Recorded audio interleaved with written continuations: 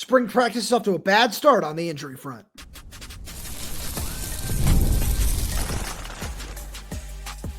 You are Locked On Huskies, your daily podcast on the Washington Huskies, part of the Locked On Podcast Network, your team every day. Welcome back into another edition of the Locked On Huskies podcast. I'm Tomashoff. That's Lars Hanson. He's site editor with Athlon Sports' Inside the Huskies.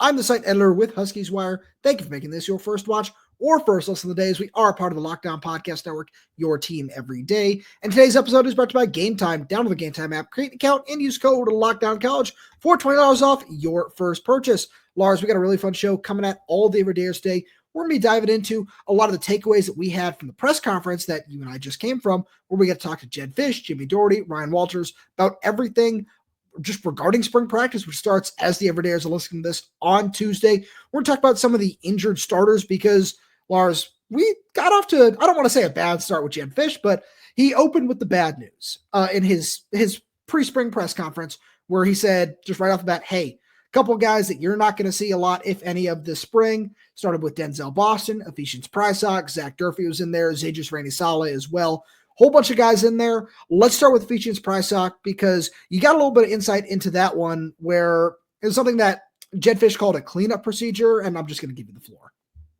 Yeah, it was one where I was told about a month or two ago now, give or take, where it was, you heard the injury and I was like, okay, not too concerning. But then when Jedd said it this afternoon, I was like, oh, okay, now it checks out, where it wasn't one where I thought he would miss a ton of time because obviously, he was able to be, walking around and things like that. But it was a little more, not stiff, I don't want to say, because I don't want to totally insinuate what the injury was, but just enough to where it's not something that you would initially think, wow, like he can be like right back up. Like it's almost the conversation we were having where it was like, I'm like, give me a couple of days and I'll be ready to go. And it's like, no, even a week or two later, you're like, we're still working through some things here. And so it's a good time, I think, to have. You never have a good time for injuries, but much like what we were saying, where what you have kind of with Ephesians Prysock and Takario Davis. We saw it in Arizona, well, we didn't, but the coaches certainly saw it. John Richardson certainly saw it, where you want to see what's behind them. And so as you asked Ryan Walters, which we'll talk about later on, which was like, what are we going to see from the young guys behind him? And I think it's a good situation to be in that you have the depth, which you didn't have a year ago, to where Denzel was out a year ago. It's like, oof, who's throwing them on? How is Will going to get in sync with any of these guys? And now you're in at least a position where the foundation is in play to where just let the young guys show what they can. And then come fall camp, you'll have Denzel healthy, you'll have Prysock healthy, you'll have Durfee and Manu healthy, and you'll go through and be like, okay, cool. Now we at least know what's in the depth because now starters are finally back.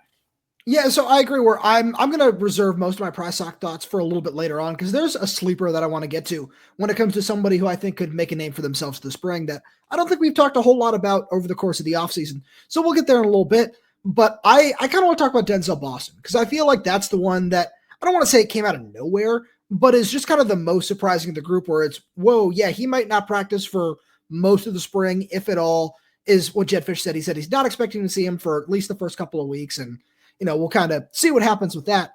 But this is the situation I'm most intrigued by because it's not something that sounds like it's a long-term injury where you and I can sit here and speculate and say, hey, it probably had something to do with what kept him out of the second half of the Sun Bowl, right? We could be right. We could be wrong. That is purely speculation.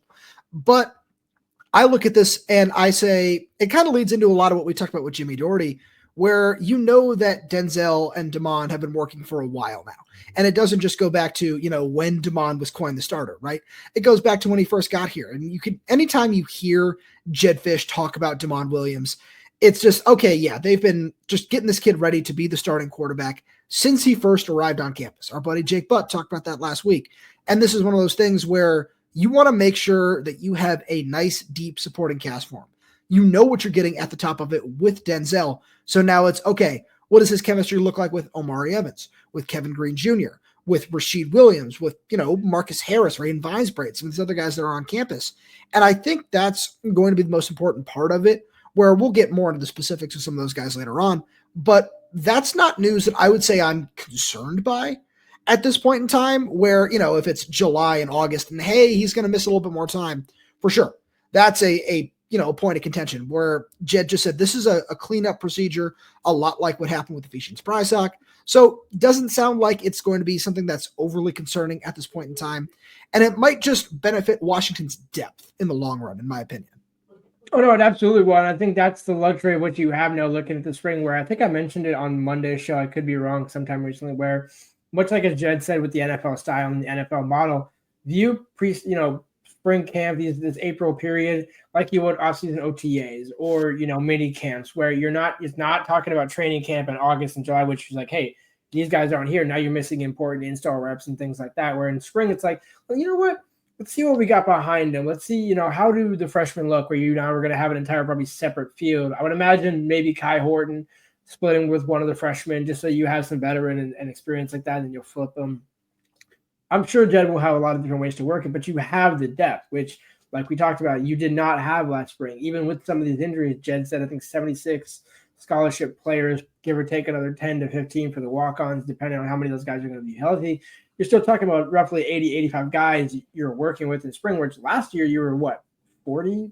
60, something like 60? That, yeah. But it certainly didn't feel like 61, especially we're seeing the defensive and offensive lines take a knee to make sure you can still get the rep properly, because otherwise it's like, well, Parker Cross, and we don't get no shot at any walk-ons or freshmen, but it's like Parker Cross have taken multiple reps in series in a row. It's like, wait a minute, like you're not going to see that in the fall. It's good to get him those reps, but it's also something where you want to make sure that the quarterbacks and the offense are able to get in rhythm, because what you're working with in the fall does need to start in a degree in spring.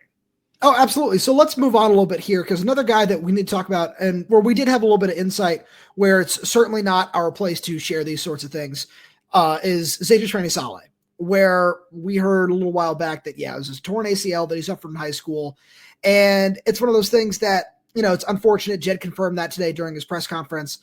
And this is another one where, you and I have been big proponents of him playing in every game during his true freshman season, because he's listed at 6'3", 225 now. The body, certainly looks like it can hold up in the rigors of college play. You go watch the film and you say, yeah, that dude looks like he can play anywhere that he wants to at the Big Ten level. Like, he's just that level of player.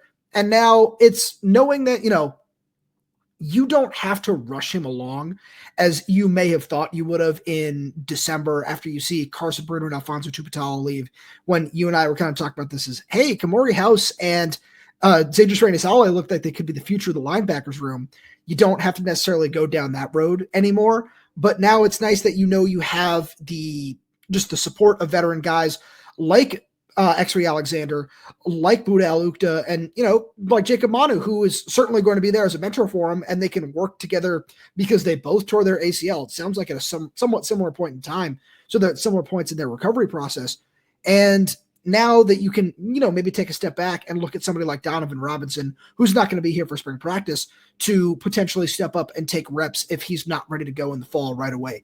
Or Jonathan Epperson, who looks like he's putting on a good amount of weight and going to be able to play linebacker at the college level as well as some safety. I think that they're in a really good spot at the position. Obviously, it's unfortunate to see, and if they end up redshirting him this season, I'm not going to be surprised. But it doesn't sound like something, especially with the way medical science has come along in terms of ACL tears, that's something that should be a long-term concern. No, but at the same time, it is worth remembering he doesn't turn 18 until November, December? Yeah. And so it's not to say, look, if he ends up, if you ball out and the coaches see it in practice, they're going to play you. So it's not for a matter of, he's too young. But at the same point, when you compile the two, where you have a significant knee injury, you have the depth in front of him, there's no reason to rush him along. Now, again, if he happens to play his way into it and gives the coaching staff no reason not to play him, you address that at that point. But that's why you made sure you got the extra depth with X-Ray and Jacob and then Tariq Buda, where no matter who ends up sorting that room out, as Ryan discussed today, it's not might just not be one guy, it might be two, it might be all three. We'll figure it out when we get there.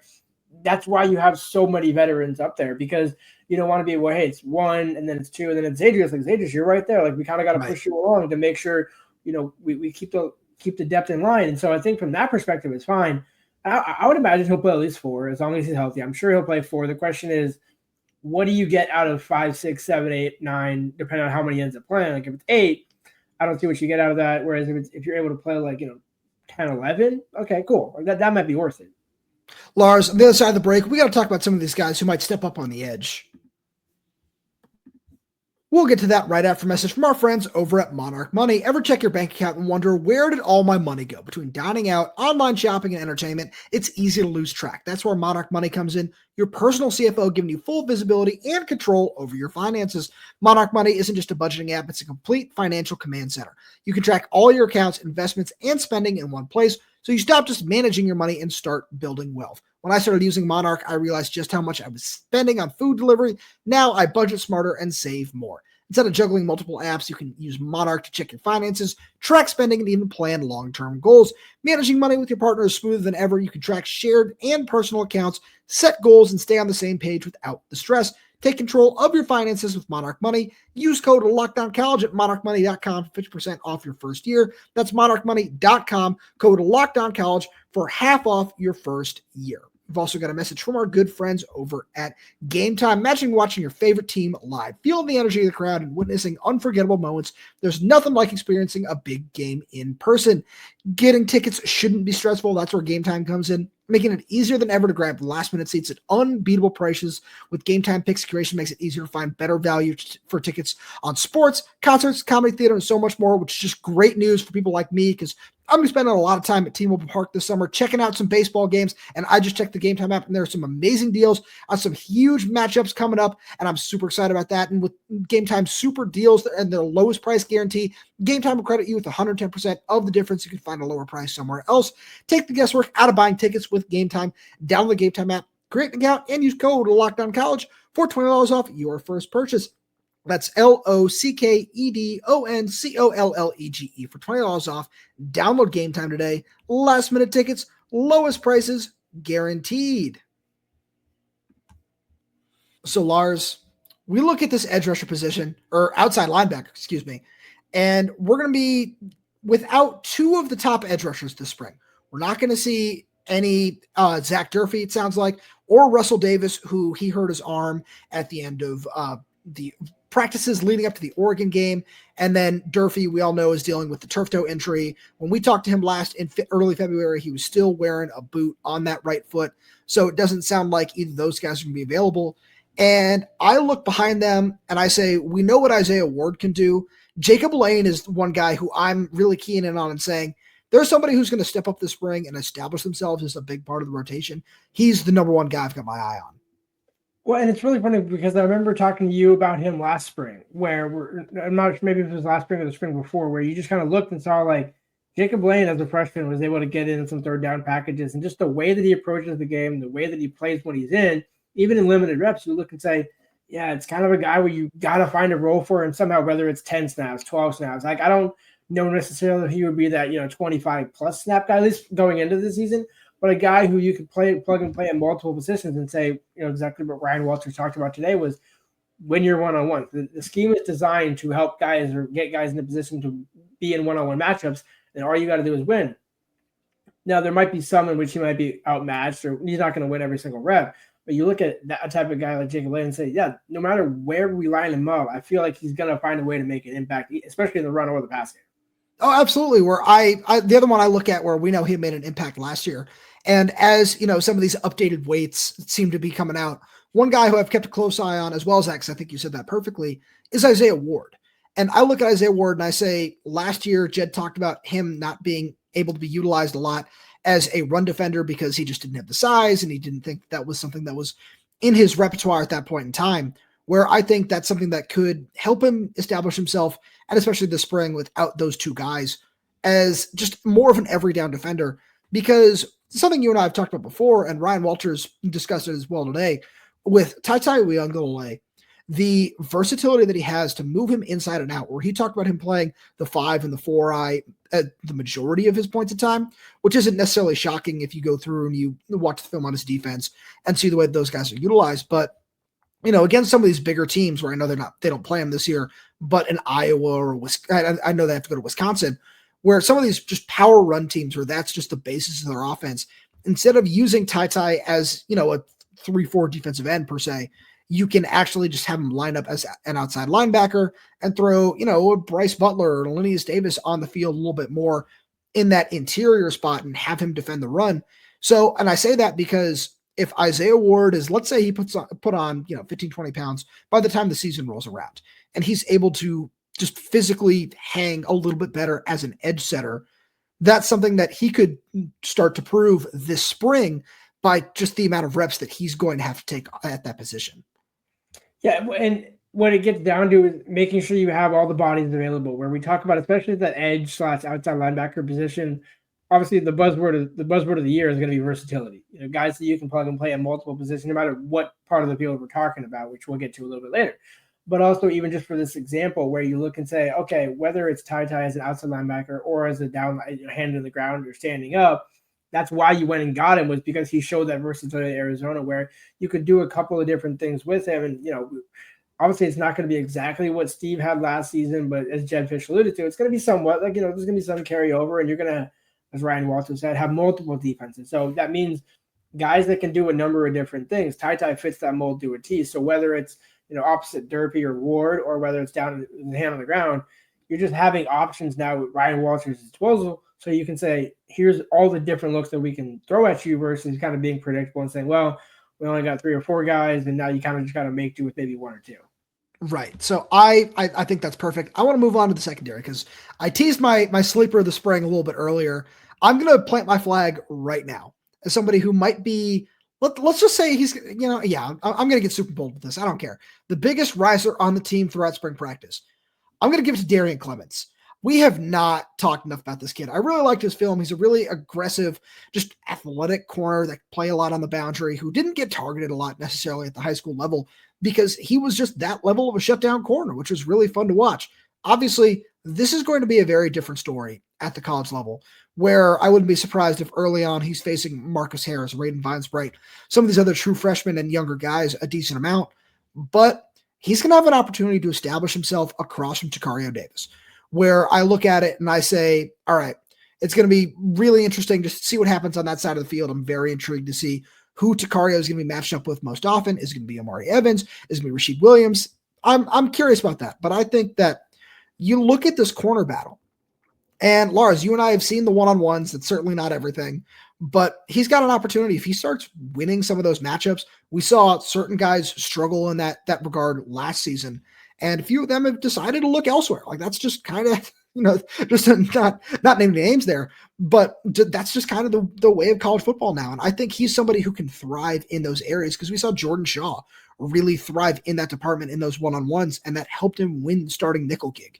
And I think that's something where, if we're looking back on this in 2 or 3 weeks and say, wow, Darian Clemons is really impressed, it's going to start there. And then as he battles with, the guys in front of him, there'll be Caleb Presley, Leroy Bryant, Ryan Walters talked about some of the nickel guys potentially moving outside and playing in there as well. And those are the first couple of names that he brought up there. I'm just curious because I think that Darian Clemons is somebody who has all of the tools necessary to thrive. And because he was able to enroll in time for spring practice, I'm just curious to see what's next for him. So it's a great name to throw out. I do, as you were saying all that, just the name that came to mind. And, speaking of guys that will step up, I think, as you mentioned, it's Leroy Bryant, where it's a guy that came in now listed, as I put out on Twitter, he was listed at 5'11", 180 something last season. Now he's listed at 6 foot, 185. I know it's not a massive difference, but you just think about it where, okay, he's leveling up. He's got that's the physical frame that you want. And Ryan Walters mentioned he could play at nickel or play outside. Without Ephesians Prysock, you're looking for that next guy to step up. The first one that comes to my mind is Leroy Bryant. And so this is a massive string for Leroy. If he's able to, take that playing time that he got last season, not all of it was great. Obviously, I'm sure he would even, say he could have done better in a handful of games there. But he finally got to learn, okay, this is a Big Ten play. This is Big Ten speed. Now use your Big Ten physicality, because one thing that I do know about him is he loves to be very physical at the point of attack. And so I would imagine this Ryan Walters scheme fits perfectly for what he wants to do, and John Richardson's coaching is going to get him there. Now this is his time to take that opportunity, because in a perfect world, probably Ephesians is your number 2. And then if Leroy shows himself well as number 2, it's like, well, we'll just take you inside the nickel, and then we might slot you outside every now and then. And if you want to work your way outside, so be it, because after the season, both the outside guys are gone. So there you go. This, to me, is where Leroy Bryant's going to take that next step. It's going to start this spring. No, I couldn't agree with you more. And I think you could say all those same things about Caleb Presley as well, where, when I asked Ryan Walters, I know you mentioned this a little earlier and we needed to come back to it, was, hey, who are some of these guys that can step up and win that spot? The first name out of his mouth was Caleb Presley, where he said, yeah, this is going to be a really important spring practice for him because we haven't necessarily got to see him a whole lot during spring because he's been dealing with injuries and different things like that. And with Prysock being sidelined for the first couple of weeks at least, it's a really great opportunity, again, just like with Leroy Bryant, where it's all that same stuff, right? Where when he came in last fall after, suffering an injury and missing a little bit of time there at the start, he came in and he made plays. He had a pick. I remember there was a forced fumble that he had as well. And it's one of those things where, okay, let's see if he can make this consistent, where last season it was, all right, doesn't look like he's going to have an opportunity to start or play a whole bunch with, Prysock and then Thad and Elijah Jackson being at the head of that rotation. But might be similar this year, right? Where we know Takario and Ephesians Prysock are going to take the majority of the reps on the outside, but it's who's that next man up. If you want to give one of these guys a breather, if you're up big, or you want to just see what else you have that you're working with, or do you want to try some of these guys in the nickel? Because that's all really possible. Caleb Presley, Leroy Bryant are two guys that can really stand out this spring. Those were a couple of our takeaways that we got from our press conference today. We got a whole bunch more. And we'll get to that right after a message from our friends over at Supply House. Get the supplies you need from the site made for the skilled trades, Supply House. Whether you're into plumbing, HVAC, or electrical work, Supply House is the reliable way to order products online. Their easy-to-use website is packed with helpful resources and the latest product info to help you get the job done right. Plus, with the complete inventory of over 200,000 parts from 400-plus top brands, you'll find exactly what you need delivered fast from coast to coast. Need help with an order? Supply House offers expert support, industry-leading service, so you'll always talk to a real person. And for trade pros looking for an extra edge, their free Trade Master program offers exclusive perks like a dedicated phone line, free shipping, and discounts on every order. Thousands of skilled professionals are already taking advantage. Now it's your turn. Join the Trade Master program today at supplyhouse.com/TM and start ordering plumbing, HVAC, and electrical supplies with just a few clicks. Plus, use promo code SH5 for 5% off your first order. That's supplyhouse.com. So, Lars, I'm just going to kind of hand it off to you. We left this open-ended because we're like, okay, there was a whole bunch that we got to learn and talking to the coaches for 45 minutes, an hour. So something you learned today, something that you took away from that press conference, just go for it. That they refuse to acknowledge who the left tackle, and a good and bad, where they refuse to acknowledge that Carver Willis will be the left tackle. But also, as we're noting, that means, okay, Max McCree is still going to get a shot, which we talked about this off the air, which was Max has all the tools to put it together to be a Big Ten left tackle. He showed last season. We talked about that multiple times on the show. The fact that you're going into the spring camp, if you will, what do you say, like 12, 13, 14, scholarship guys, or like 16, 17. Like the number was way higher than last year, and I know we keep talking about it, but that's something that expands to other, no pun intended, other takeaways where now you're able to have 4 practices almost going at the same time if you wanted to, where you got Kai, you got Damon, you got Tristan Keenan McMillan, and by the way, you still got Shea and Damon. So you got all of them working together and thinking that's a really healthy quarterback room, both short-term with Damon and also long-term with Dash and the freshman coming in, where you're looking at that and saying everybody gets reps. And you have the offensive lineman to get the reps. You have the play. Everything is there, and so it's kind of crazy to think how quickly it came together because it didn't feel like too long ago. It's like, how are the bodies going to work on the offensive line? Where we talked about that, which was, are they going to regret not bringing in another guard transfer, interior transfer aside from Guerin? As it turns out, maybe not. So I really like where you're going with there, and you segued perfectly into what I wanted to talk about, and it's center. Where I was really curious to find out more about what that was going to look like. And I can't remember who asked that question. Probably Christian Cable. Shout out to our guy over at On Lake. And it was who is going to be taking snaps outside of Landon Hatchett. And Jedd talked about a ton of young guys where he said Lowen Coleman Bruce is a name that's going to be in there. Champ Talia is somebody who's going to learn how to play center and learn that center quarterback exchange. And then the other veteran names he brought up were guys that we already knew were somewhat familiar with the position. And it's nice to see them doing that instead of forcing it on somebody else. Well, they said Zach Henning and Guerin Hatchett. So I'm really curious to see who might end up being the backup center. I have a feeling it might end up being Zach Henning, where you have made the point time and time again of bringing in Guerin as a depth piece is really, really important. It's something he said in his interview with you where it's, wherever I play, whatever my role is, that's fine. I want to be here. And that's really important in this particular case because you look at it, and we made the example before of 2023, Mateo Mele goes down, Parker Brailsford slides right in. That's probably, the best possible example that anybody can ever bring up with a backup center sort of thing. So I don't know if it's necessarily on that level, and that's not fair, but it's something where, say Landon has to go out for a series or two, right? it's easy enough to just say, okay, Zach Henning's our starting left guard. We're going to move him over to center and we're going to slide Guerin in at that left guard spot. There are a whole lot of ways to make this work. And it's nice to know that especially Guerin, who is, fifth, sixth year transfer at this point in time, or, senior, and is now transferring back in, is somebody who's not only open and willing to do that, but the coaching staff is taking advantage and saying, yes, we're going to find as many possible ways to get you on the field because, you look at Paki Finau, who's somebody you and I believe is going to find a way to earn a starting spot along the interior of the line. And you say, yeah, that's a guy who he looks like he might have tackle in his future. So why not leave him at guard for now? And you can still work with him at tackle at different points in time. And instead of, kicking that guy inside, it's just, it makes sense in my opinion.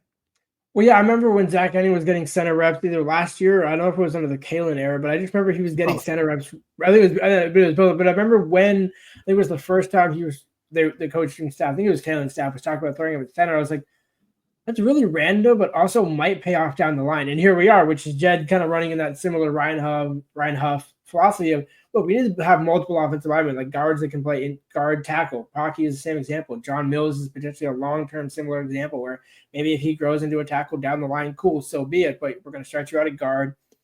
Another name, Trey Fontano comes to mind, where it's similar path where you start at the guard, prove that you can handle it on the interior, then you just happen to kick out and kill it in the same light. So it's a good kind of progression to sell that if you're Jedd Fisch, and also kind of reinforces the, again, sense of it's a lot of young guys. When we're talking about Champ, we're talking about Mills, we're talking about Henning is only a sophomore, maybe a junior theoretically.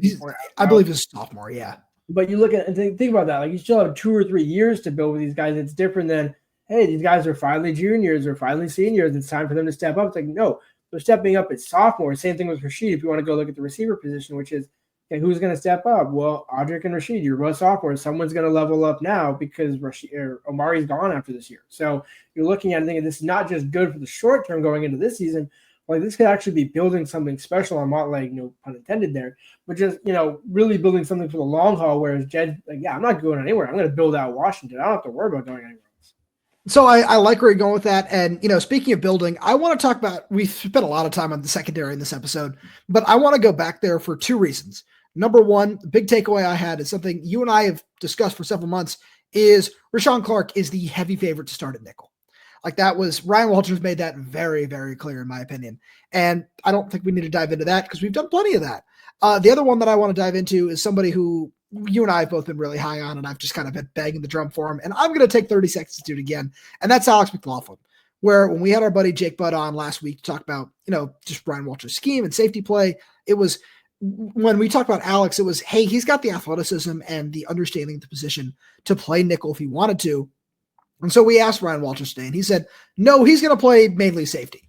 So, because one thing that Jake mentioned was walking some of these safeties down to the box to play linebacker, and it feels like that might end up being the CJ Christian role more than anything else, just to talk about Washington's other transfer. And I look at Alex, and because the quote from Ryan Walters was just, yeah, he's going to be more of a safety. So if it's something where he plays a lot over the top, isn't necessarily asked to play a whole ton of man coverage, wouldn't be surprised. But I'm really encouraged about him as a talent, but just also about how Ryan Walters can utilize him in this defense. Yeah, I think CJ Christian will be the honey badger, and you'll have Alex as the kind of center fielder enforcer in a way where it's like, because both are kind of going to be enforcers, but in their own right. Where I think Alex being more of that free, I don't know if he'll be a strong, I mean, like he can play both. I think that's the beautiful position that they're in, which is kind of like Ryan Walters' theme. Get the best 11 on the field, and you can sort out the positions later on, which, as we talk, one thing that you kind of touched on, which we talk about a lot, is the 5-1-5, where Ryan Walters said, hey, it's not just going to be, 5-1-5 every single time, because otherwise we become too predictable. But Alex McLaughlin and CJ Christian both fit in that similar mold, which is no matter what you're running, whether CJ walks down, plays kind of like a disruptor role, and Alex is over the top, and vice versa, you have the guys with experience who can do that. And you also kind of have them for multiple years. Well, CJ for one, maybe Alex, I know has multiple. But you look at it and say, this is something where Ryan Walters really seems like he's trying to, and no pun intended what I just said with the offense, but you're really trying to build something with this defense where a lot of these guys can still come back next year. So you're laying, I know you love the favorite word that you credit me, but it's Jedd Fisch's word. It's the foundation. Every time you're like, your favorite word, it's like, I just rehash what Jedd says, to be completely honest. Jedd says that, I just don't repackage it because it's easy. But you're laying the foundation in the spring. And I think there's so many different unique pieces that we're both going to be intrigued to follow throughout these next 14 practices leading up to the spring game. Well, I guess 13 because we don't get the one practice before the spring game. But with that being said, you just look at it and think there's so much potential in this defense. Ryan Walters does seem like the perfect D coordinator to tap into all three levels of the defense. Lars, any other takeaways? Because I got one more. I mean, I think just the fact that we're going to see 2 fields and 2 full fields. The fact that I'm curious to see like how much are Dallas and Tristan going to grow in the spring. How quickly can they pick up the verbiage? As Jimmy Doherty said, they are really. Hey, you had the Ryan Huff earlier, so you're just combining names left and right earlier. No, but either way, but the point of it that when Jimmy talked about, when you're selling quarterbacks in the scheme, like you're getting NFL verbiage, so getting those guys early reps and getting them into that system will help down the line. Whereas what DeMond is now, we turn that to. I know JV on Sunday was the Tasmanian Devil, thanks to Sean McGurk, but I feel like DeMond really is the Tasmanian Devil in the situation. We're just turn him loose and let him see what happens. So you just set me up perfectly for this, because the last person I want to talk about is Adam Mohammed, where the first word at it, because our buddy Christian Capel asked, hey, who are some of just, the weight room standouts? And he was just like, yeah, unsurprisingly, Adam Mohammed is number one. He just said that guy is a specimen. And I was just kind of like, yeah, this all adds up. But I'm so excited to see what that's going to look like, because Jedd and Jimmy Doherty both alluded to not giving Jonah a whole ton of carries this spring, which is, just to put a bow on this whole thing. That's why we're not too concerned about some of these guys that are going to miss the early portions of spring, because when you talk about a workload, Jonah is one where, you want to make sure you keep that guy fresh for the fall. And having Adam Mohammed, who Jimmy and Jedd both alluded to, hey, we believe we have one of the best running back rooms in the country with all these guys, and Jordan Washington and Julian McMahon, all these different guys. And just having Adam Mohammed and seeing what kind of potential he has. We saw it last season. Thinking what that might look like without, all due respect to Cam Davis, just an extra body in the room who was kind of a roadblock for him at different points in time. I really think it's going to be a breakout year for him, and we're going to see so much of Adam Mohammed this spring, and I'm really excited to see what that's going to look like. Lars, as always, thank you so much for being here. Thank you to all every day who's tuning in. We really do appreciate your support. We got so much more fun stuff coming for you throughout the offseason, including our first spring practice review, which is coming to you on Wednesday morning. If you want to make sure you're in the know whenever that comes out, make sure you follow, subscribe, wherever you get your podcast. That's YouTube, Spotify, Apple Music, Amazon Music. We're there. We're everywhere. We're updating this channel with new content every single day. So make sure you click that like button, click that little bell so you never miss when we post a new video. If you have any questions, comments, concerns, drop right down below in the comment section. And if you're audio only, please give us 5-star reviews. It does help us out a lot. Thank you so much for tuning in, and we'll talk to you on Wednesday.